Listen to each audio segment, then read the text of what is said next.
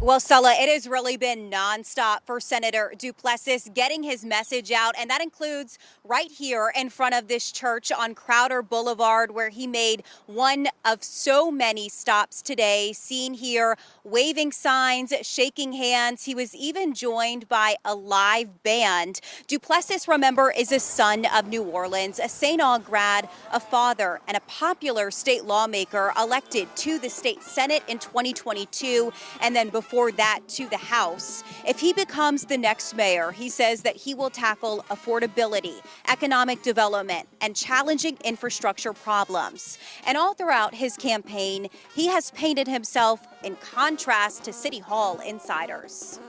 I have the energy, I have the vision, the passion, and I am change. I represent change. We know that the city has been dealing with significant dysfunction. We've been dealing with a lot of excuses, finger pointing, and the people are just ready for something different. And that's what I'm offering. I have the right combination of not just professional experience, but the right perspective, the right temperament to bring our city together, to move us on the right path to prosperity. And I did ask the senator how he's feeling today with really just hours to go. He told me that he is feeling energized, blessed, and grateful.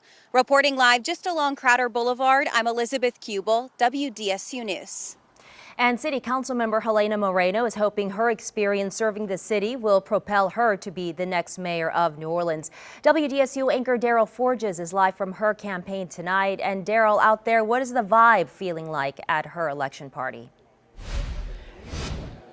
Yeah, right now, Stella, we're here at the Civic Theater, where this will be the watch party for the councilwoman later on tonight, starting at around 7 o'clock. She'll be addressing her supporters a little bit later on. But the energy outside throughout the city of New Orleans has been very electric for her. She's been still trying to vie for those last-minute votes all throughout the day today. Earlier, she's at Gentilly Fest and also waving signs at the last minute, and also cast her ballot at the Willow School. Now, she was the first person to announce her candidacy late last year, really painting herself as a mayor, a 24/7 mayor that'll be there for the city of New Orleans each and every day.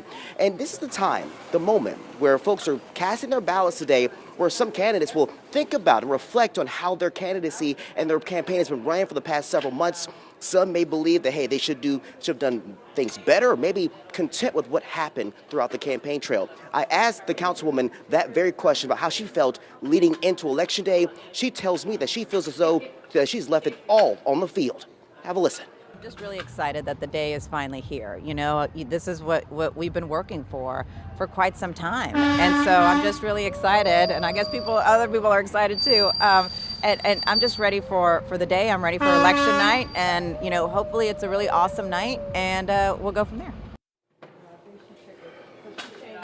And Sulla, Gina, the big question for tonight is, could she win it outright tonight? Could she get the majority of the voters? According to the latest poll, she's averaged between 47 to 51% of the vote. But we all know that when it comes down to Election Day, it's a whole different story. The main focus now is voter turnout for all the candidates.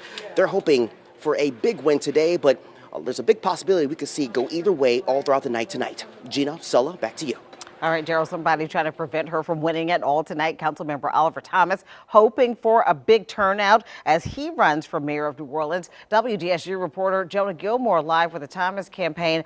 Jonah, what's the energy there?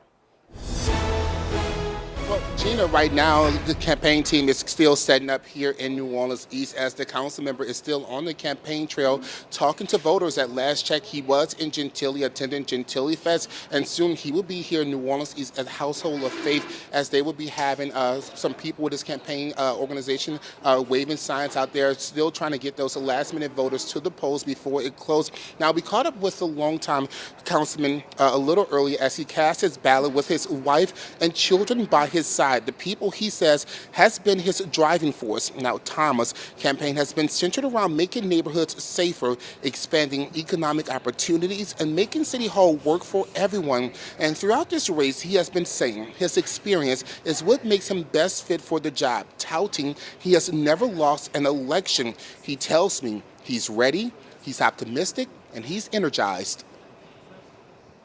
The momentum has been unbelievable, especially since the debates. People got a chance to see me and my opponents together. I love the institutional knowledge. I love the fact that people want someone who knows what they're doing. I don't need training wheels, and no one has to tell me or show me where things are in City Hall. And when I asked him, what does he mean by you don't have to tell him where things are in City Hall, he tells me, he served in various roles within the city government. He says he's ready to take on that job, and he is expected to arrive here at his campaign party watch party. And I know there will be a second line that's going to start over at the Household Faith of Church. So he's expected to be here between 7 and 8 o'clock. We'll begin talking to the council member as those polls close and those results start to roll in. Reporting live in New Orleans East, Jonah Gilmore, WDSU News.